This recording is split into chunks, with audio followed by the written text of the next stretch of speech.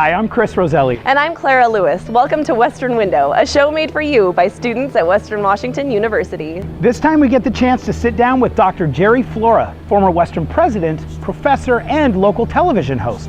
We'll talk to a student about her trip to the Arctic. We'll visit some students and alums working in clean tech right here in Bellingham. We'll learn more about Western's water ski team and more. So stay with us as we explore our world through Western Window.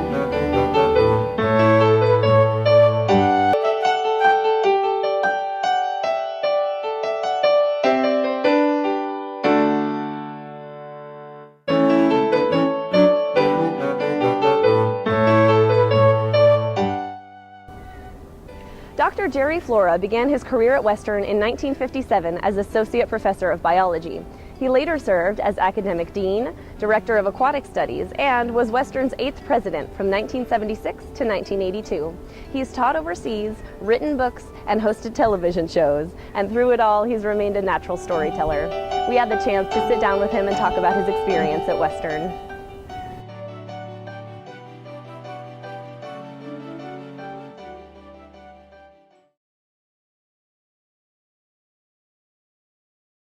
I was in the biology department, joined it in 1957, back when Willie Wade Haggard was president, and I don't remember what our enrollment was in 1957.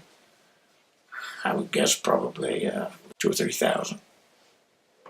But we've added students year after year after year, got larger and larger and larger. I think about all the things that have gone on in the student body as they were stomping around and demonstrating and protesting the Vietnam War and all that stuff. Those were memories. Think about living in the old Canada House. That was the president's house with my family, and the events that occurred in that period of time.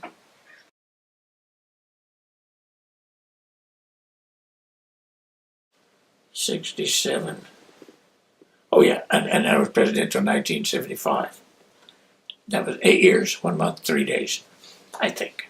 My big concern was that the faculty really be devoted to helping students learn. And I spent an awful lot of time taking students on beach walks and that kind of thing, because that was my commitment. Western is a damn good university, in my opinion, because the faculty are committed to helping young people learn. And I think Bruce is a good president. And I think his predecessor was a good president. And I'm so glad they named that Camp Street building after her.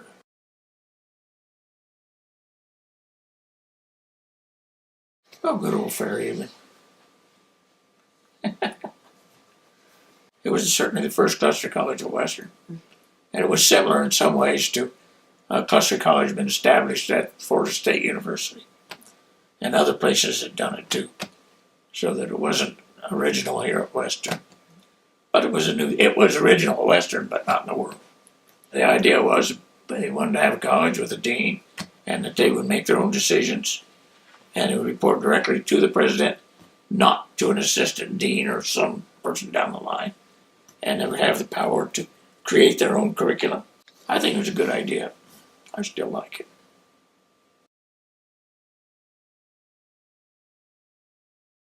Been taking people on walks on the beaches for years. I did that down in Stuart, Florida when I was teaching high school. And I did that as a student, a graduate student at the University of Florida. And when I got out here at Western, I continued to do the same kind of thing. And I ran into Dallas Swift. He knew I was doing that kind of stuff. Maybe he went on one of my early beach walks, I don't know. But he's the one that talked me into putting on a regular program, Typo Critters.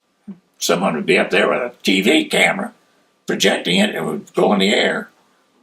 And as soon as we were through, I was dead as a horse. I was dead white it was over. Yeah. Oh yeah, we did a lot of that stuff. And did I think it was important? I don't know whether I did or not. I knew I had to do it. Because I really, then and still do, believe in the principle of young people learning, building good lives. And that was an outflow thing from Huxley too, because Huxley, we did a lot of that stuff. If we can actually be there looking at these things, it's something that will have more effect on your mind. At least you'll remember.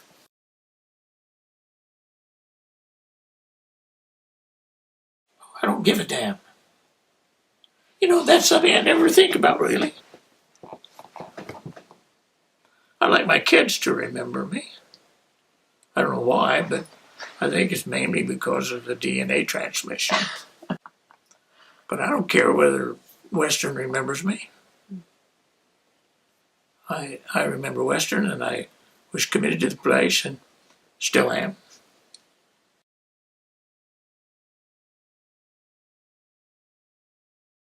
Well, I want it to be a place that helps people have a good life.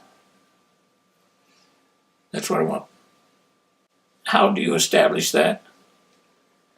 By the commitment, being committed to the education of young people. And that's what I hope we really adhere to. And let that be most important, and let second importance be writing books, doing research. Research is fine. In my judgment, the other is more important. But that's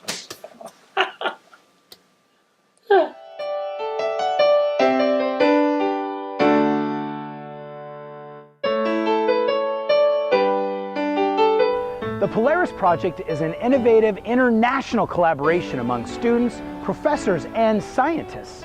During this annual month-long field expedition to the Siberian Arctic, undergraduate students conduct cutting-edge investigations that not only advance our understanding of the changing Arctic, but provides them with one unforgettable adventure.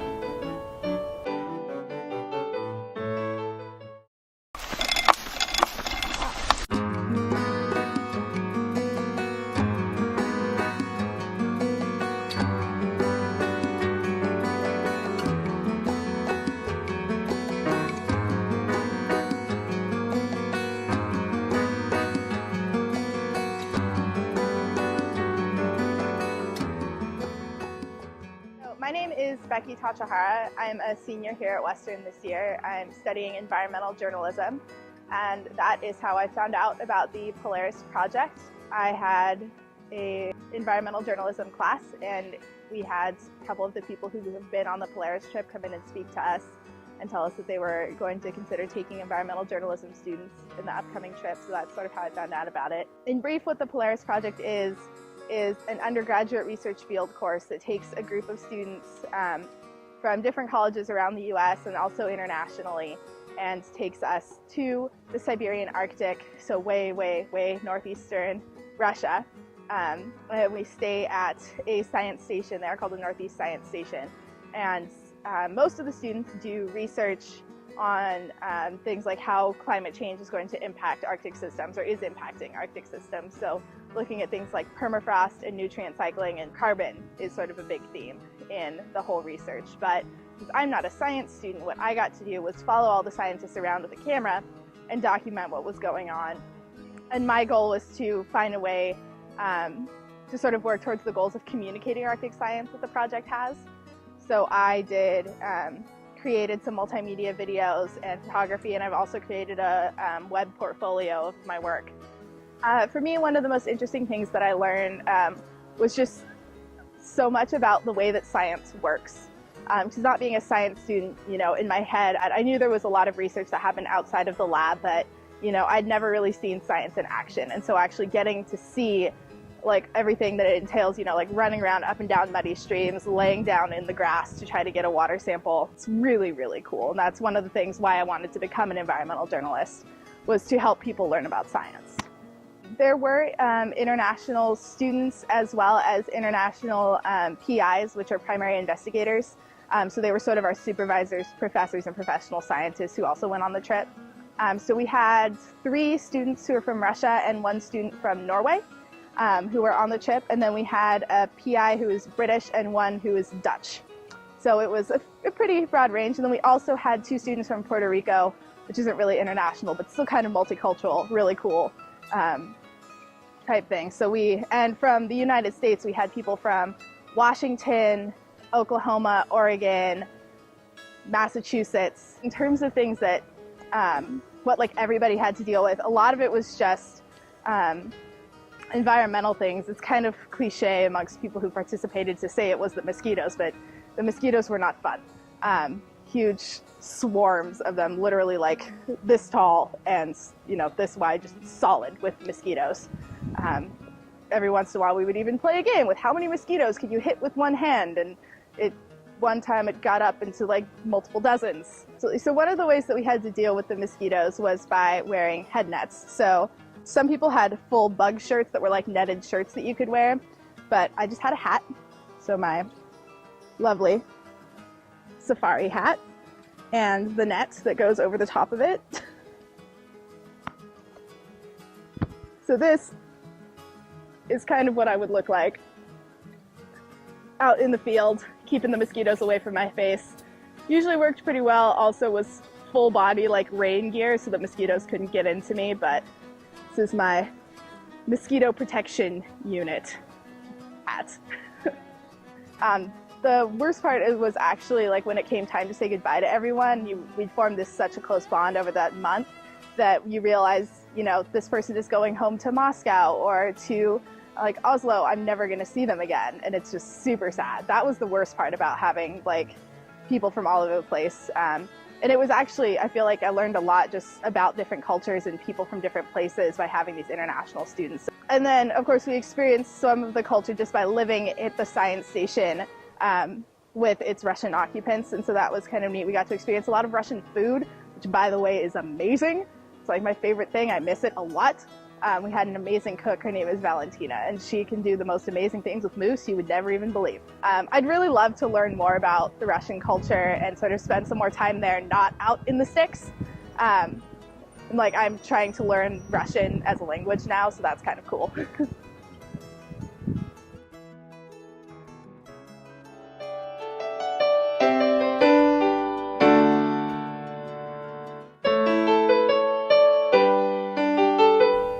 The Western Washington University Tournament Water Ski Team was formed in the late 90s and is currently the largest team outside of California and Arizona. Their goal is to foster and develop the sport of water skiing. There are no requirements to join, and team members get to feel what it's like to dance on top of water.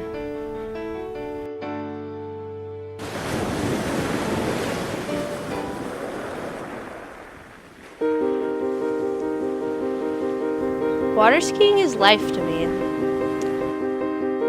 I don't really know what else I would do without it. I think more importantly than that, we're just, a group of people who have the same kind of passion for being on the water and being around the water. We're just a group of kids who like to ski and hang out together and have a lot of fun. It's kind of a lifeline for myself. It's one of those things I've, really based my life on. I take every winter, and every winter I'm looking towards summer saying, oh, I'm ready to start water skiing, It's kind of one of those things that's just grown with me as a person.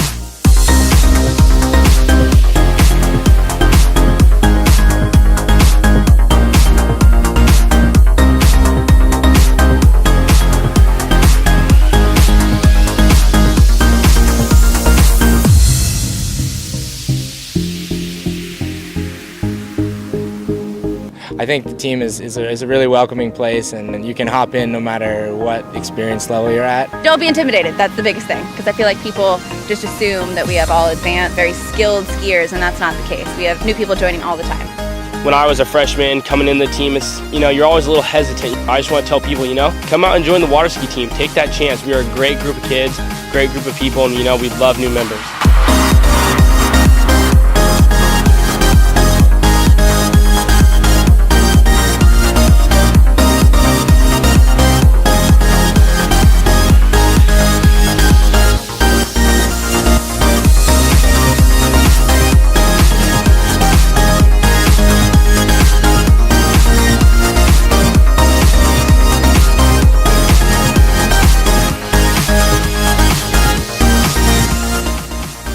Favorite part about the team would have to be the team members. They are, as tacky and cliche as this probably sounds, it's literally like a family. I spend all of my time with the water ski team it's almost sickening. One of the things that keeps me coming back to the team every year is that the people. It's, it's one of those things, it's kind of like a family. Favorite part about this team, it's my family. Just, this is where all my best friends are. Get to come out here after school, relax. It's nice.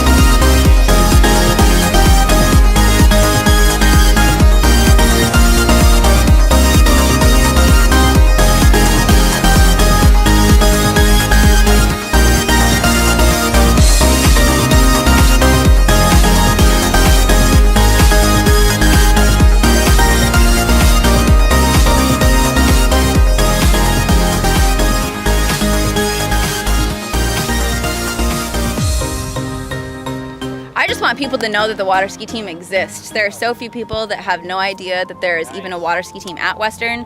Yeah, just get a hold of one of the club members, and that's the easiest way to see how it's going on. The guys have a great opportunity of skiing on our lake, which is what you see in the background, to being on Lake Samish too. So they can pretty much ski 7 days a week. The Goodmans are great. Some of the most influential people in the water ski world. Terry Goodman is an awesome coach. Definitely would not be as great as the team without him. I've been 2-time National Coach of the Year for the USA Water Ski. I've been a Canadian National Team Coach, a US Team Coach, a French National Team Coach, and the United Arab Emirates Coach. So I've had the opportunity, thanks to my brother and my dad, being able to travel the world and go put on clinics and sit in the boat and coach people. So. Goals for next year are keeping people around. Nationals is going to be a huge one. If all goes well, we should be able to win nationals next year. The goal is always to, be a top-ranked team in the nation. We're winning D2 next year. That's like their focus, just going to nationals. Every year we go back into the sport with that mindset, being on top, being number one. So, with that being said, we have a lot of good members on this team. With the growth year we've had, I don't see why we can't be a number one ranked team in D2 next year.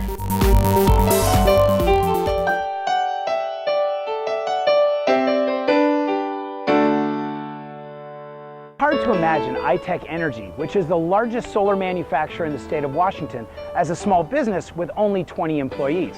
It's not surprising, however, that most of those employees hail from Western Washington University as either students or recent graduates. Together, though, they are working hard to make solar the top energy choice in Washington.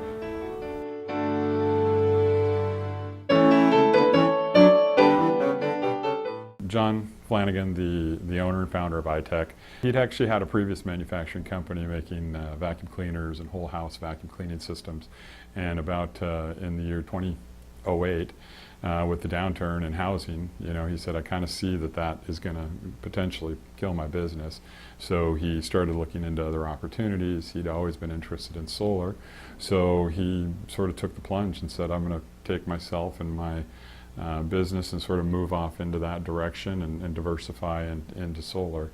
The great thing about iTech is that we tend to hire within the community, so that a lot of the people who work here are either friends or past colleagues of people that currently work here. So I think we've had really good luck with that. I graduated from Fairhaven. I generally do development, marketing, a lot of logistics, strategy, that sort of thing. And Western played that role in sort of giving me the path from the beginning when I came out of high school thinking I want to go with biology, I'm interested in ecology, and seeing the role of business actually in playing in the vital role in the ecology of our future. So yeah, I think it played that role. And the flexibility of Fairhaven allowed me to, find my footing.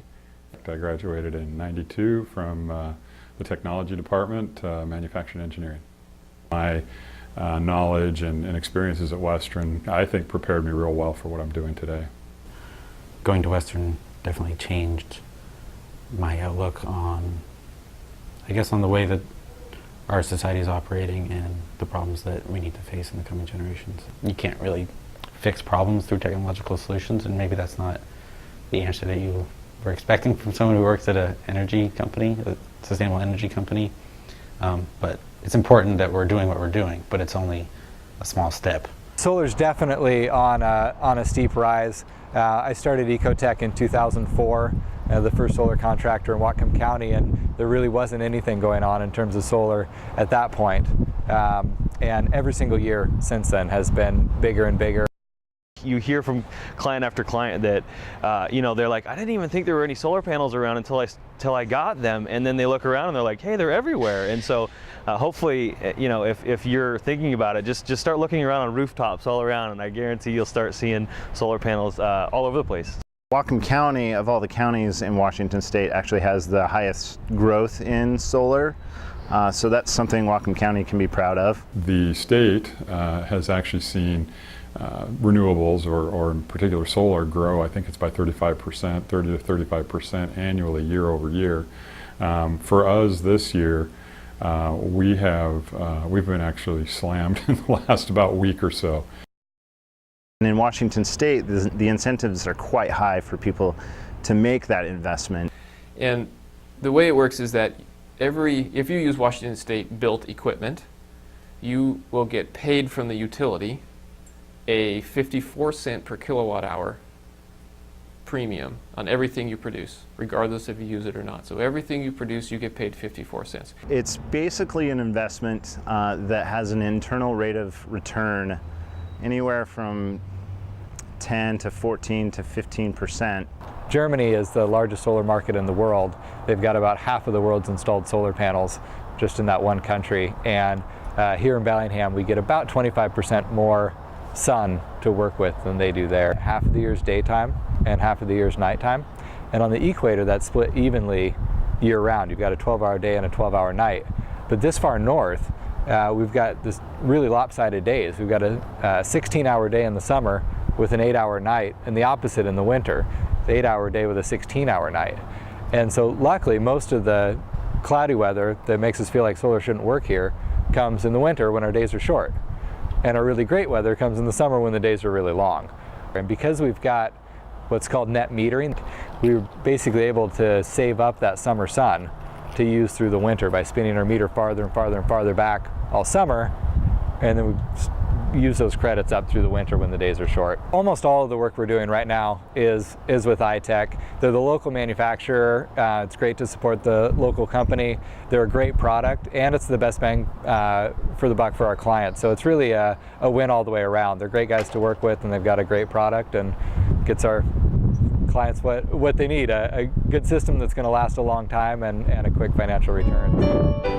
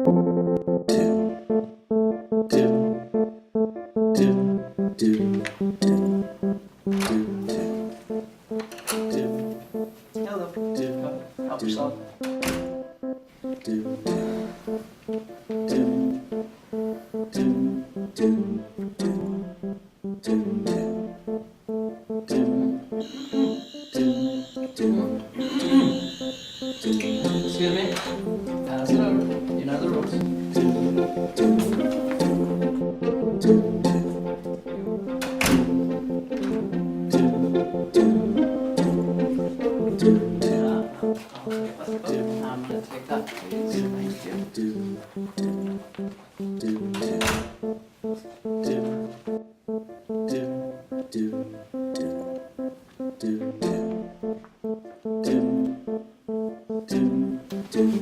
free, food, coffee, I'll do.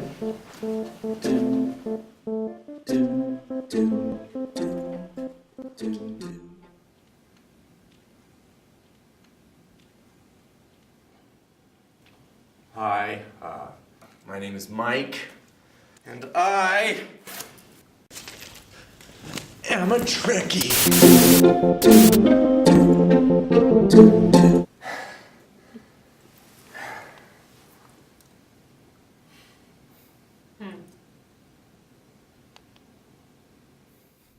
Hello, my name's Leia, and my affection for literature has brought me to this gathering. Hi, Leia. Hi, my name is Albert. I am a science addict focusing on theoretical mathematics with applications in quantum physics and thermodynamics. Hi, Albert. Hi, Albert. Hello, my name is Doug. I am a comic book nerd. Hi, Doug. Hi, Doug. Yesterday, my parents met with this guy, Doug, and then they forced me to come to this meeting. That wraps up this episode of Western Window. Be sure to tune in next time as we explore the world at and around Western Washington University.